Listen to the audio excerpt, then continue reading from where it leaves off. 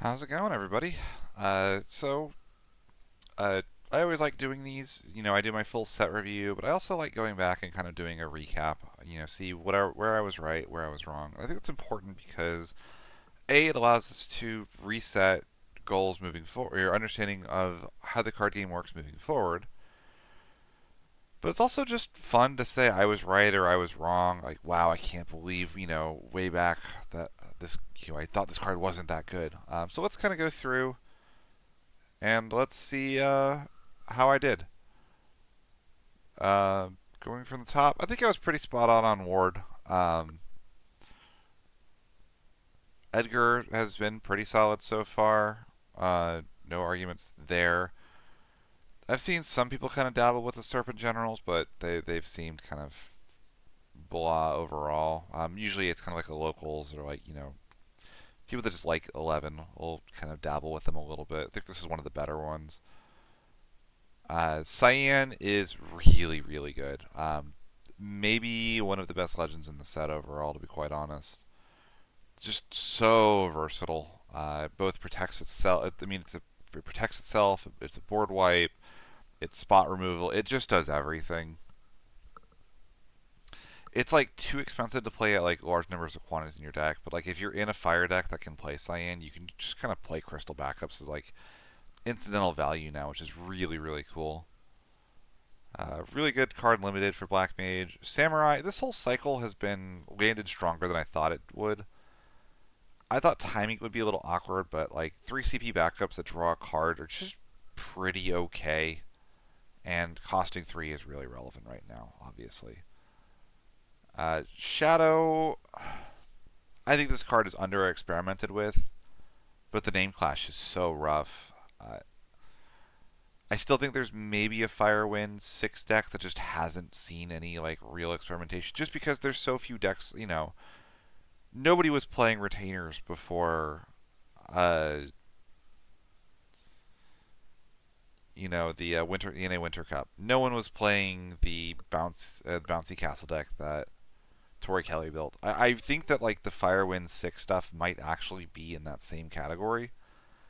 And in that deck he'd be pretty solid. It's just it's not the general build, and there's only so many hours to playtest things. K Tuna, I said I thought this card had the potential to be the next Cooch Haspel, but we haven't really needed Cooch Haspel in the same way recently. I still think she's like one of the best utility one of backups you could throw in your deck if you're in fire, but there's so much competition for backup slots right now between fire is the one place that could want this, I think, just because the fire is really like you look at the fire backups, they're not good, like at all. But ultimately, like the lack of searchability means that she's just kind of unreliable, and there's just not a lot of like very fire heavy decks running around to begin with. I think this is a card that's underplayed, but I don't know what deck would play her to begin with. So, Warrior Tyvis is about where I thought he would be. I know that a lot of people like he snuck up on as being better. I didn't think he'd be as splashable as he ended up being. Because you really only need about 4 warriors for Tyvis to be a good card. It reminds me a lot of Noctis in a way where it's like you can run a very slim warrior package, and Tyvis makes it all come together really, really well. Noctis is the same thing for retainers. The Sopfo stuff, I'm not going to say it's bad. It hasn't shown up a lot for a variety of reasons. I think that there's still potential for a lot of these cards, and Neon is still one of the best ones. But I also like will recognize that like having to play Jack as a brick to make your engine work and kind of adding a little bit of a tax to every one of these cards is going to be annoying and makes them kind of worse than they read, I think. Bahamut's really good. Fel Thanos, I've only seen this card really show up in like Fire Ice, where you can flip him off. Like you need an aggressive deck that doesn't actually have to pay full cost for him, and the only deck that does that is Fire Ice, and you can hit him off of a um, Celtius. And in that deck, he's very, very good because EX bursts are how you stabilize against aggro. I know I've seen people play Bomb in Magissa. I think it's just outright incorrect to play Bomb over playing Hedgehog Pie. Like, every single situation where Bomb is good, Hedgehog Pie is better. Like, the way this is as good as Hedgehog Pie is if you have a backup, but Magissa doesn't always have backups to do that with. So,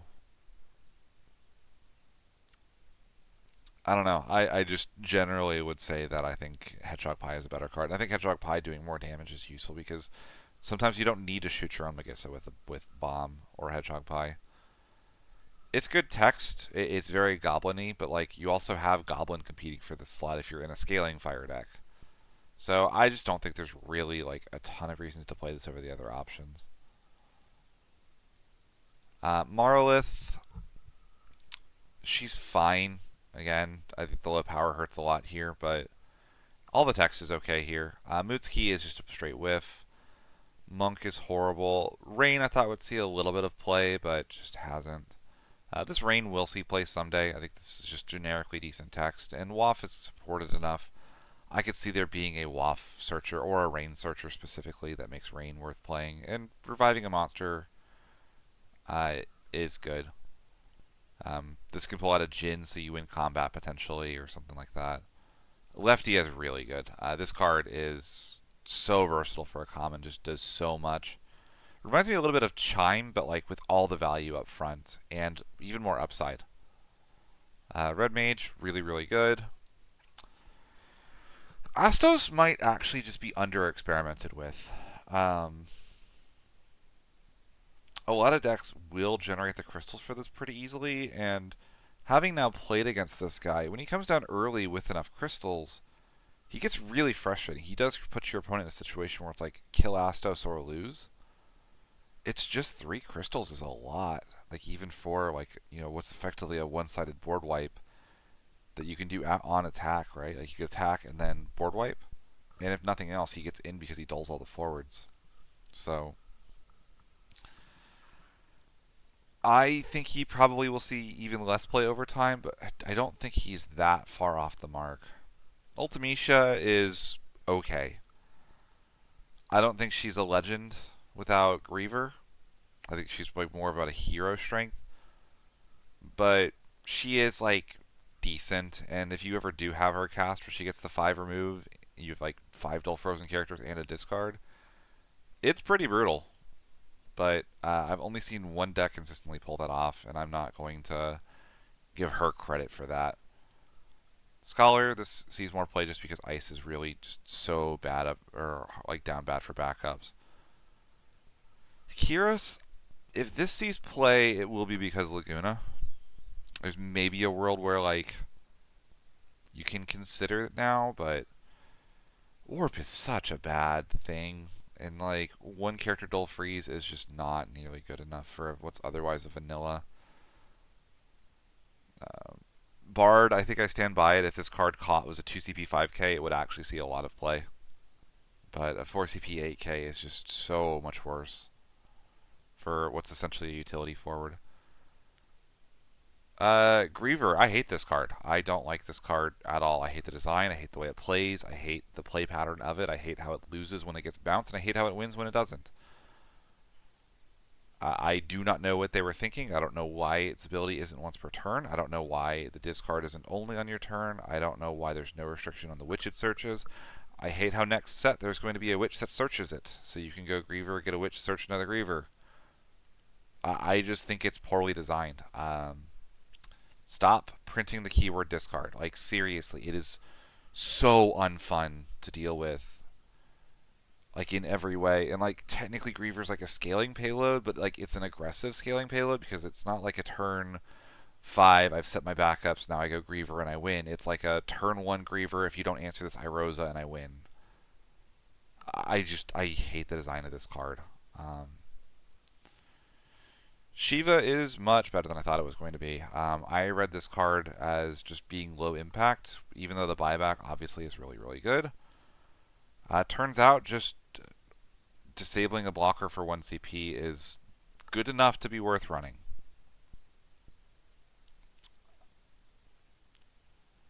and you don't care about your recursion enough to like really hate it. Squall hasn't seen much. Snow has been really, really good.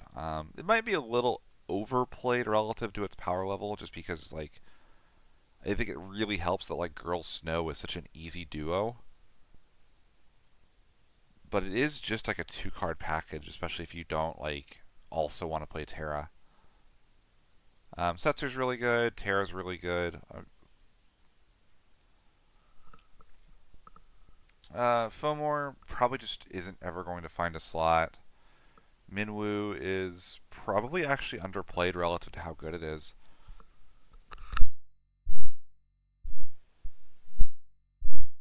At times where Minwoo could just be Lufenian's 4 through 6. Think about it, if your opponent goes Sarah turn 1 and you Minwoo that, for all intents and purposes, to play that Princess Sarah, you have just Lufenian'd them. Ishtola obviously is really powerful. I think it's very frustrating to play against mono ice. Have to do the thing where you kill. It's the same issue I have with, ironically enough, another Ishtola, but the right thing to do against the mono ice deck when they go Rufus Rug is you have to go like Noctis Gladio, kill the thing, and then you just have to like kind of pray they don't draw Ishtola. And that play pattern just kind of sucks because it means that like your top decks are dependent on their top decks, and if they top deck right, you just kind of lose on the spot. Like, this card probably needed to be printed. I just wish it wasn't printed in a set that gave discard so much frustrating support. And like the aggro ice decks, I don't.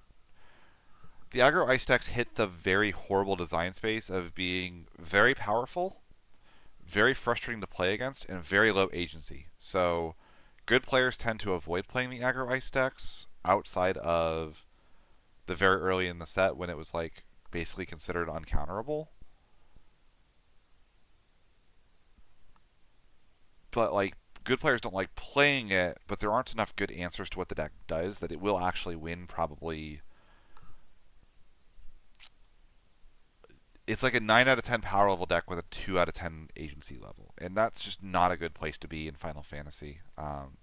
Because it also means that now, like, when you are playing, you have these decks that, like, will just Goomba stomp you if you aren't, like, accidentally prepared for them, or you mulligan a hand away into a scaling hand. And Ishtola is, like, the card that makes those decks survive if they hit, like, early removal or, like, have to deal with the problematic forward. So, I don't have an issue with Ishtola, but I think the decks she's in I don't like. Reaper's fine. Renoa, I think the name clash here is really going to be bad next set too. Lufenian, this card just shouldn't have been printed. It's just like a mangled mess of text, and then like a lot of times it's just being played as like a 2 CP discard spell that like happens to maybe be a backup that you could play at like multiple copies. I just like, again, the ability to go Lufenian Rufus or like Lufenian with a Laswell is just so unfun and so uninteresting and just leads to non-games. Like, if they're gonna ban any card, this is probably a card I would just like to see just taken out of the format, just because I don't think it's never doing anything productive. Um, and like Ice is the only one that got this. They don't have like a 2 CP water backup, draw 2 cards if it's your first backup or anything like that. I don't know. I just think this card is poorly designed. I think it's actually overplayed for what it is, but I don't like the card. Rosan Arbiter, generally it's just kind of a worse Stola. I think that like the only home it could consider is like an Ice Earth deck, but like a lot of those decks are just going to play Stola instead. And even if they aren't, like getting more extra value out of this is actually like relatively difficult. I think Vaughn is a Legend Caliber card. I think this card is crazy good. Get your foils or your full arts. Don't hard to cast a very low cost. Be a massive body and also just like be free. When I was messing around with the Sky Pirates deck, Vaughn was the card that always felt really, really good at all stages of the game. Vera is one of the best backups in the game next to Loporrit and Astrologian. Um, like Get these in foil because it's that good, and I don't see any situation where this card is not one of the best cards you could be playing at any given point. I tried making Dancers work not too long ago. It's just not quite there, mostly because the Wind Dancer backups are so unplayably garbage. But this card is very good. This card is practically a custom card for Dancers and Archetype. The deck is not there. I say it every time you get a Dancer printed. They're about 2 cards away. They're 2 cards away from being good. Princess Goblin. I think this card actually came out worse than I thought it was going to, which is funny because I thought it read really well. I've done a lot of playtesting with Tori Kelly's deck, and I found that like the Verena Goblin Princess Sarah engine is just so much worse than the Princess engine was. I was very surprised at that, but because this only searches 2 targets, usually, and you're usually running both targets at 1, you kind of end up in a situation where your engine, it's very easy to draw the targets for the engine before the engine is like actually happening. You know, because like Verena searching Princess Goblin is not that good if you've already got a Princess Goblin on field. And Princess Goblin is a dead card if you have Warrior of Light or Princess Sarah in hand. So I think this card reads really well, but compared to like Nordstalin, I would pay the extra 1 to have a card that isn't just a dead card with like a very poor set of top decks. I don't know, just compared to something like Vieira, which just feels so broken at all times. Princess Goblin just never tickled my fancy in the same way when I'm playing it. I think Princess Sarah is one of the more underexplored cards in the set. I think this card really is actually pretty powerful. I mean, think about how many good princess backups we have. Even if I click to the next page here, Sarah Mobius, this effect is really kind of decent actually for avoiding things, and it's not hard to get a critical mass of princesses to make the Princess Sarah into just a 1 CP protection. It's basically any princess is a special for her that protects your forward. That could be really important for something like a Noctis or making sure that these important forwards don't die. It's just a matter of finding the deck that needs her, and I don't think there is. The closest one really might be Retainers in protecting the Noctis, but that deck is already locked into quite a few important backups, and it makes it a lot harder to play the critical mass of princesses for that deck to be good, or for that to be like an important tech there. Sophia is cracked. This is the best stop foe forward. It's just a matter of getting enough critical mass of stop foe cards to be worth it. I have so many variants of Earthwind with Sophia and Ash. And even though she didn't end up like showing up in my list, don't be surprised if she does in the future.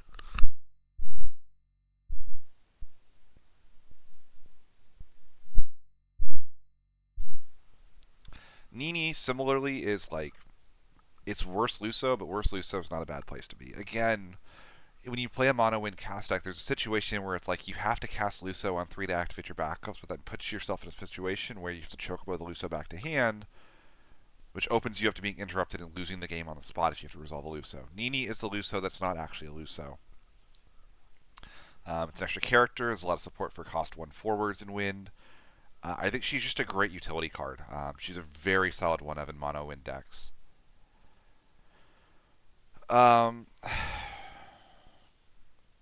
Tiamat is really solid. Breaking a character is decent. Like, this is undercosted for what it is. And being like immune to damage becomes very frustrating, especially in Wind Mirrors. It's just hard to find room for this card. Balthier feels a little slow. He's not far off, and when he's good, he's really good. But one thing that I noticed when I was playing, because I played a lot of mono Wind before I settled on like actually I should just play Retainers, is in the current format there's like 2 different types of things you have to do. You have to do small ping to pick off, or like single targeted removal to deal with like the Rufus Rug board, and you need Cleave to deal with the Wall 7 list, because if you don't do Cleave, then you just get opened up to losing to a special. Balthier does a really good job of kind of straddling the line between the two. The big problem is that he actually, if he costs 2, he would be insane, but costing 4 makes it very hard and it means that it's very easy for him to die to like a Stray Amot or like a summon or something. Uh, I really like the card. I think he's pretty interesting. Again, I think that like the backup engines I was playing in the deck, you can go check the deck profile out and see what it looked like.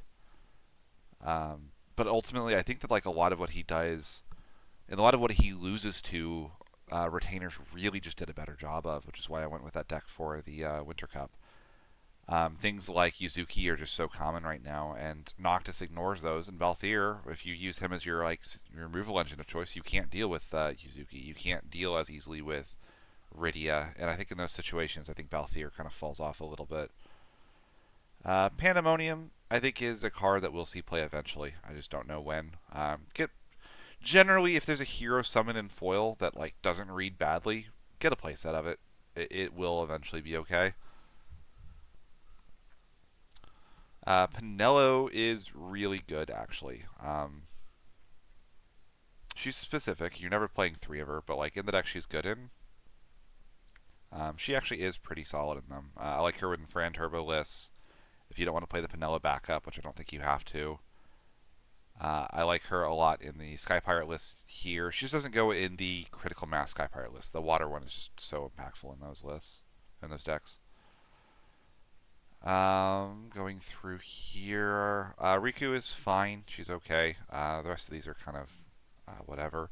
Ursula is actually like really obnoxious. You kind of get to play like Schrodinger's power level with Ursula in crystal decks that are playing her. She's a good outlet for crystal. She generates crystals, which is good for Roble. And then she also turns off EX burst when you're like ready to go for lethal. Just like a lot of like, she's like a good anti-aggro card while also being a good finisher payload, which is a decent enough spot to be, especially in like the 4 crystal deck. I think she's an absolute all-star in those. Ashe is really good. Generic character recursion is really powerful.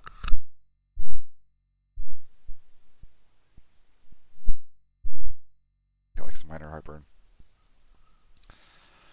Ingus is seeing a lot less play than I thought he would. Mostly because like the Mono Earth stuff is just so much slower. And Ingus actually asks a lot of you. You have to be on Mono Earth. You have to have enough forwards to want to search with Ingus. But then you also have to play the card with it after, and it's like you're kind of hitting a lot of like moving pieces at the same time, and none of them feel all that good to hit. So I am not an Ingus believer. I don't think this card is. Like, I think it will be good eventually, and I think the real question is going to end up being how many Earth backups do you need for Ingus to be a good card? Because like in the retainer list, Tilica kind of counts for like 2. It's like he costs 4 there. But I also didn't want to go to 3 Earth backups and retainers ever. So it's like Tilica +1/+1, like he becomes a 3 CP search anything, which is okay. But it's not incredible. Onion Knight is shockingly not the worst card in the set. That's all I'm going to say about this card. It has the right combination of job, name, and cost to actually see unironic play, which is very funny. I kind of love that for it. Keycurrent, really, really good. This card's very slept on.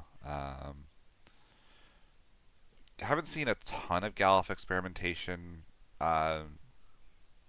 It's probably okay.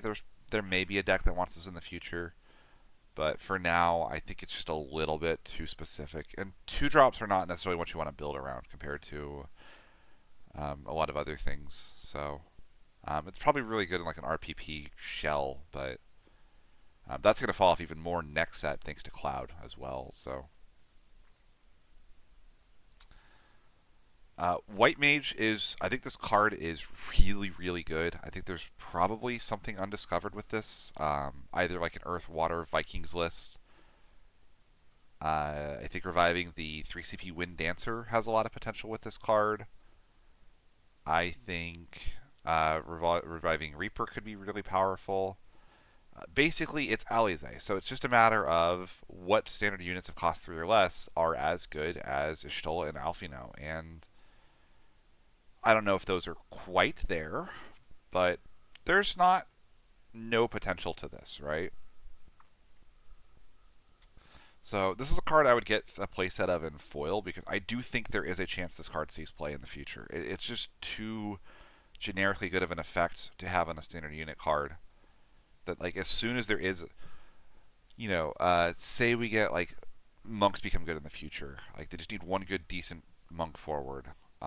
Vikings, like I said, now dancers. If you somehow like had a reason to go into earth and dancers, um, I could see this actually like an Earth Fire Samurais list could actually be really really good. Maybe it goes in that where like the Samurais are actually like the standard unit Samurais are pretty decent. Red Mage isn't a horrible revive target in Lightning. Like there's just so much potential for this card that I think it's worth getting a playset of in foil if you like really want to. Um, I like Titan, but I do think that like it doesn't move the needle for Earth as an element very much. It's just like generically decent. None of these effects are bad, and when they come up, they'll be pretty decent. You can trade evenly into your opponent's rug, which is not the worst place to be. Tulian's cool. It's a pretty novel form of removal, but it is a little bit slow because it doesn't necessarily do anything on entry. Pairs very well with First Strike if you can get that. I saw Zazarg actually see a little bit of play in Mono Earth. He seems fine. I think the biggest thing is it's only damage from summons or abilities. So it's like a decent counter for like Ferris if your opponent like goes for like a Giga Wall, but like the chances then is they just don't play Ferris. So there's interesting things here and interesting implications, but like the biggest thing is he's just like a 2CP 8K Brave. And in that situation, you probably should just be on Ursula, to be honest. Neo X Death is strange. It's unequivocally the best finisher card in the game. If you are ever ahead and able to cast Neo X Death, just windmill slam it. Like honestly, if they Amaterasu it, you're probably going to win anyway. Like you're ripping their hand apart for it. If you're not ahead and you have to cast it to stabilize, it gets a little tricky. But even there, like there were situations I've cast it, used it to stabilize, and the big 10k body is like just enough to keep me alive long enough to rebuild backups and backup heavy decks. I would never run this at more than one probably, but I think that like the one foil copy I have will see a lot of play in the future. So it's just so much more generic than Titan or Shadow Lord were as far as guaranteeing that like the board wipe happens. Have is really funny, but I don't think he's amazing. Runda might see some play in the future. Um, Quidme is funny, but not particularly strong. If you ever target this with Rug, she gets to be a 14k haste brave first strike, which is always hilarious, but you don't really see that outside of limited.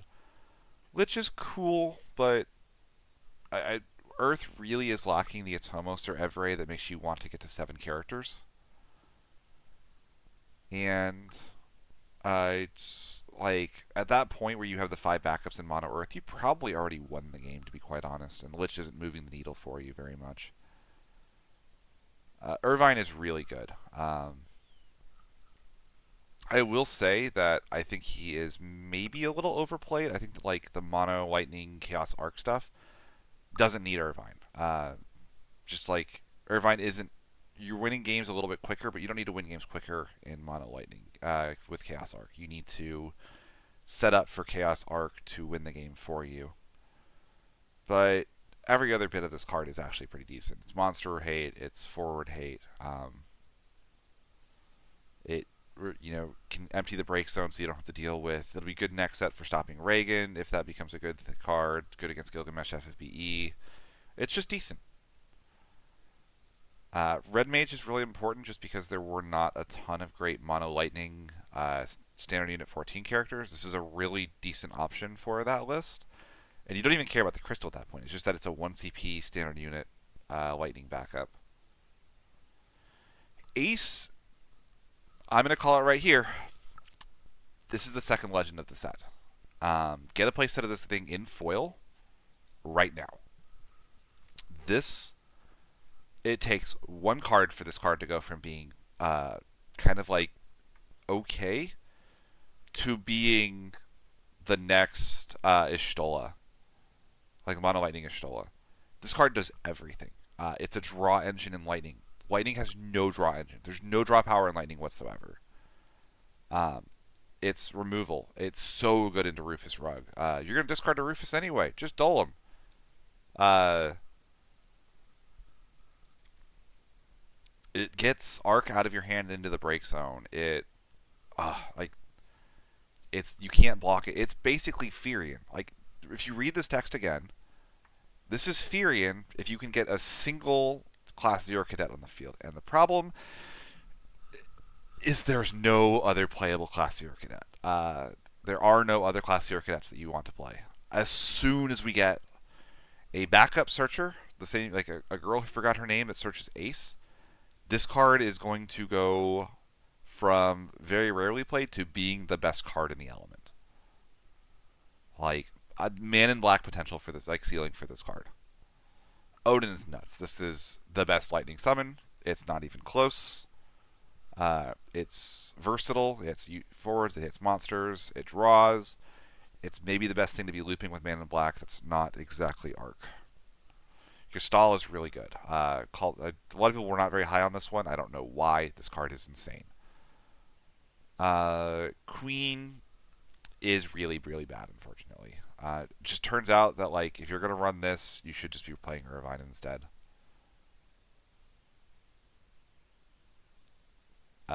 Cloud is really cool, not particularly powerful, unfortunately, thanks to where the WAF stuff ended up.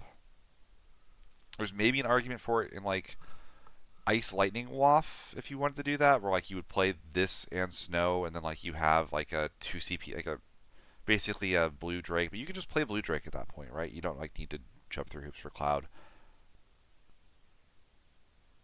So,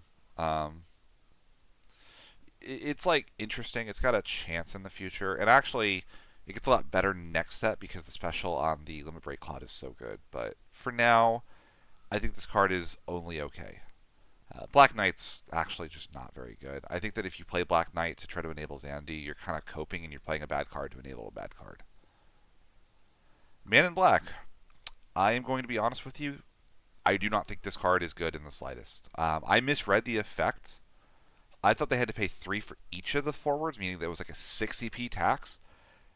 Even at your opponent having to pay 6 CP to do it, I thought the card was only okay.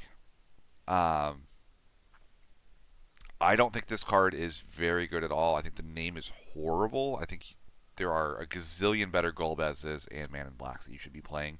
Do not consider this card. I think this is a trap. Zandi. I think this card sucks. I think this is one of the worst legends. This is the worst legend in the set by far. I don't think it's even particularly close. There is really, really strong text on this card. I don't think I can argue that. Like, generically, break a forward is fine, revive a forward. Both of those effects are good. Why do you need 4 lightning characters to break a forward? If I'm going to dull a backup, pitch 2 to play Zandi, I should get a break out of that. I'm paying 5. The going rate for a break is 4 with conditions, 5 unconditional. Just, no. Right? Like, into aggro, you are dead before Zandi can break a forward. And then, like, what are you reviving that's so powerful that you can't just cast what you're reviving? I've seen people, like, cope and put Nidhogg in lists, and then you play, like, Black Knight and, like, Thunder Drake and Spectral. Like, there's no good utility lightning monster. Spectral Keeper is only okay. Behemoth is, like, only okay. Like, there's just nothing you want to play in that slot. And then, like, let's say that you have 5 backups and an Alize in hand, right? You go, okay, I'm going to tap out. I'm going to play my Alize. I'm going to revive Ishtola. Okay, now I've got 7 lightning characters. I can play Zandi, and I'll get the break, and I'll revive something. Do I need to break another forward and revive something if I've just resolved Alize? Okay. Well, maybe I don't have the Zondi in hand. I'll revive Alfino, who's a fire forward. So now I need another character before Zondi's live. That doesn't work. Like all these situations that keep coming up, and like, what are you reviving? The only thing that's like decent that's like generically played is like Fell Thanos. If you're like, oh, well, you can revive Man in Black, you can just cast Man in Black. Like you can search Man in Black, you can recur him. Like, what's the game plan with Zondi that makes him worth the slot in your deck? Like I tried him out. I thought he was like really insane. By the end of my Chaos Arc stuff that I was playing early on in the Opus, I had shifted to playing Trey, Nine, and Ace. Shantoto is not very good. Trey is really good, but really awkward. EX Burst is fantastic. Recursion is fantastic. The biggest problem is the first Trey is a dead card. You have to find. You have to play 3 Trey, and you have to play 3 Ace right now. And you cannot field the Trey until you play the Ace, until you find your first Ace. And you can't play the Ace until you find the Trey. So you have this like awkward thing where you have to find a 2-card combo before either of them is live. Once they're alive, it's a really good package. That's like the only thing about it. I think it's really close. One more good cadet. And 9 is almost there, honestly. I've seen decks completely fold to 9. He can be a little like tricky to remove. He can be a really good blocker. He's hard, like, he's effectively a 2CP 9K or 3CP 9K that just prevents damage every turn. Fantastic in Chaos Arc, especially if you get like the Ace as well, and you can start drawing cards, dulling forwards, preventing attacks coming in from coming in, and then like you set up Chaos Arc. Like, it's really powerful actually. I think this card is actually quite slept on. Nailika, there are a lot of people that said this card is better than like you would think. I'd be curious next set if you could consider her when Victoria's a card. The problem is there's not a lot of BE backups that you want to play, which makes a big problem. So you have to have like a forward. I could see a world where like going Victoria kill something and then Nelica to do 3K or round up the ping in like an Ice Lightning list is actually like pretty decent. I think this is actually a card to keep an eye on thanks to Victoria. Palom is funny that they worded him this way, but he's like okay. Firion, I've heard a lot of rumors that like Firion is very close to being broken. I think it's a card that probably needs a bit of experimentation. But like I think Lightning does have the abilities to enable this card. Just a matter of finding a home for him. And I don't think we're that far off. I believe that this card will find a home and be a good card in the future. Dragoon's actually pretty solid for the list. Like the Dragoon stuff. Gao is really good. Gao enables a lot of things that Water hasn't had access to. He's super cheap. He pairs extremely well with Atomo Severe. And he is also monster removal. He makes it where like Chaos, Zidane, like all those cards, like you can bounce back to your hand. I couldn't play monsters that I stole from monster decks with Zidane because Gao would just bounce them back to their opponent to their hand. This card's really good. Sage is really good. I've always said that Rosa had a lot of potential for a long time, and she finally started realizing it. When Warrior Light was printed, Sage is just the second Rosa in your deck, unless you have a specific reason to be playing Category 4. Sahagin, this card I think was criminally slept on. I think Tori Kelly proved that. This is basically a cheap removal spell on entry that turns into a 3CP Leviathan afterwards that like also puts a character on field. 3CP Leviathan is actually still like, of all the cards that like I don't own that I need to get a playset of, 3CP Leviathan is up there for like the most playable of them. Jed is probably the worst Sopfo character. Although Kraken's like okay. Kill a character, draw a card is not bad. And 6 characters is not a hard condition to meet in mono water. There are situations where you want your 4th copy of Ash. Kraken can fill that for you with no other conditions needed. Going on.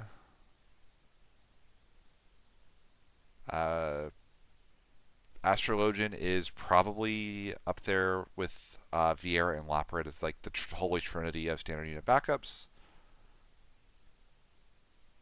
Ninja is very good and actually I think maybe under experimented with. Obviously, the Tori Kelly Tidus bouncy castle deck uses Ninja as like a main engine piece, but I also think that like this is really good with Old Edge. Old Edge can reduce this cost even further, so it could be 1 CP in a crystal for a targeted bounce. I think that you can. That deck is in wind. You can run Tidus in a Ninja deck. I think that ninjas will instantly generate crystals because the standard unit lightning backup that generates crystals is ninja and needs a way to spend those. Being able to go edge, ninja, bounce that thing to shuriken counters on edge, kill that thing is potentially really good. And there's just a lot to like here. It's very undercosted as long as you can generate the first crystal. It reminds me a lot of Atomos, except this is targeted removal and also generates a body on field, which is more valuable than a summon. Bikke and Ferris.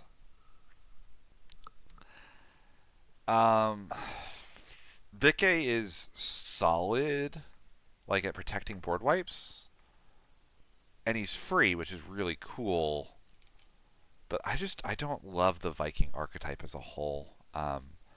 They seem to keep pushing it, but it's going to need a lot more than what it's already got. We'll see if they end up giving it more support in the future. Larsa is wildly good. I kind of wondered like why you would play this over Merrowwib, but I didn't realize like searching something like a Shinryu was possible with Larsa, right? Searching Warrior of Light, searching all these like really, really powerful cards that cost 4 or more. It's just so generically good. Immediately can replace the 2CP Larsa in the old Sky Pirate list, if not in a lot of other places. This card may be underplayed. There's definitely an argument for it. It's just a little hard to line up. Layla, keep an eye on this one. There's a world where this has a lot of potential. Most Ferrises are job pirates. This is a 3CP searcher for Ferris. I think that there's always going to be good things there. If we ever get a pirate backup, this will be really good. And the on attack effect is okay. It's not going to end the game, but it's going to give you interesting decisions to make. Lena's really good. Lena is... It's amazing that Lena has so much text with such short effects, and everything on this card is good. The category is good, the cost is good, the EX burst in the corner is good. Both jobs are important for the card. The EX burst is good. You draw a card, it punishes your opponent for EX burst, which then changes the math on how EX bursts work. Now they say both players do something, which is really, really powerful. And then the special is really good. It makes you want to play 3 of a named backup, despite also wanting to play 3 of the card that searches her. While also wanting to play 3 of another card that searches her. Like, you can run so many different things with Lena. Just insanely good card. Refia, there's a world where this sees play in the future, but I don't think that she's there yet. We get to the Light and Darks. Warrior of Light was a mistake. This card should not have been printed. This card should not have been printed. This card should not have been printed. This card should not have been printed. I know that, like, there was some talk at, like, the Winter Cup. Like, we all knew... Like, the other top players that I talked to at the Winter Cup all said that, like, no, if Warrior of Light played just forwards, it would be, like, fair. And I'm like... I don't want to play a card against a card that only played forwards. I think that gets us right back to the stupid Kieran Renoa bull crap that like I just thought was not fun to play with or against. The special is absolutely insane. You can never target your opponent's forward unless they have an empty hand, meaning that you have to deal with the deck with exactly sweepers, which, guess what? Warrior of Light is also the best ramp card in the game. That's right. The best aggro card in the game is also the best card at getting backups on the field for an efficient rate. If you go turn 1 backup into Warrior of Light into 2/3 cost backups to draw you a card, you end with a big freaking 9k, 2 or 3 backups and 4 cards in hand. There is no other way to match that in the game. The closest, most efficient thing would be Chocobo Sam, Fat Chocobo into Chocolate, which leaves you with 3 cards in hand and no forward. It is ludicrous how powerful this card is. You will actually lose games to. You have to have Break Zone removal, but the deck goes so fast you can't remove the Break Zone. The answers to the times where the deck goes first or casts Warrior of Light and puts 3 forwards on the field and kills you in 3 turns are completely different than the ones where they hit 2 backups off of Warrior of Light. Now they're out ramping you, and the deck actually plays very decently with ramp. The only weakness to this deck is it cannot top deck to save its life. Once you get the game to a simplified board state later on, you probably will win unless they sneak lethal with the Gilgamesh FFBE. Oh my gosh, I am talking way too fast. Rug. This is the other mistake of the set. Why was this card printed? I read this card as you play it defensively and kind of functions like Warrior of Light. I did not realize this is also the best aggro card ever printed. There are so many cards that have on attack triggers or when you attack this turn triggers, and it enables all of them in a way that is completely unfun. It dodges Hecaton Cheer, so board wiping to remove this card is actually annoyingly difficult. I think this card is actually ban worthy. I don't want to play against it. I don't want to see it. I hate the stupid FF11 screenshot art and having it be on this completely miserable card for all parties involved. Darkness Manifest hit a lot better than I thought it would. I thought this card was very average. I'm told it actually comes online a lot faster than we thought it did. It's not difficult to get the 4 colors into the break zone early. Just instantly setting up now with the way a lot of backup engines work. I always thought of 4 color decks as 2 or 3 color decks that happen to be splashing the other 2 elements through Mughals and Tyro. But the most common way of doing it now is Tyro, Claris, King Tycoon, Lena, and you have fire cards in the deck anyway, so you have all 4 colors between those. And in those situations, you can get them online very quickly, at which point it becomes a really, really difficult card for aggro decks to deal with. And also gives you Soiree and out to a card that it always struggled with in Arcanist. Jack, keep an eye on this. It will probably be good if we get more Stranger of Paradise forwards. It's not far off being really good already. Alright, on to the Dissidia starters. Onion Knight, solid. I don't really get the Cloud. I've seen him show up a couple times, but I don't know. By the time you can line up the kill, do you need the kill? I'm never paying 5 for this. I don't know that I want to pay 2 crystals for it when I can pay them into the Onion Knight or Cyan. Just doesn't really do it for me. Maybe if you could back attack him if you paid the 2 crystals instead, I would like it, but Farian's really, really good. Shantoto's pretty good. Reviving Shinryu is really good anytime you can do it. Terra is so much better than people thought she was going to be. This card is just generically powerful. Shows up in a whole bunch of places, and anytime you can play her, if you have access to crystals, she just kind of starts refunding value immediately. Especially if you have a Go-Go on field, you can go Terra Go-Go and just kind of destroy people. I think Noctis is still a card with a lot of potential. Warrior of Light, he's fine. Cecil's pretty bad. Tidus is actually really good. I underestimated this card a lot. And last card of the set, Bartz. I do not really like Bartz. I think this card was overplayed when it was already being showing up. I didn't think there were a lot of situations where searching a DFF character and getting a crystal was more valuable than searching any card in your deck with the potential to board wipe. I could still be wrong. There's still a world where this card is worth it. Searching, I think the Wind Pinello is maybe the best use for him right now, but I generally would almost always go for Shinryu over Bartz. The light dark slot is just so difficult to contest these days. And with that, we have done our full reset review. All in all, this has been one of my least favorite sets. The meta is just in a horrible spot. I know that Japan seems to think that Refia Control is the best deck. I could not disagree more. I think Refia Control has a horrendous matchup against the best decks in the room. And I think that the best way of playing Refia Control is actually with Seven CP Warrior of Light. I think Seven CP Warrior of Light is so much better than everything else in the game that I don't see myself really wanting to take too much else to serious competitive tournaments if my goal is to win.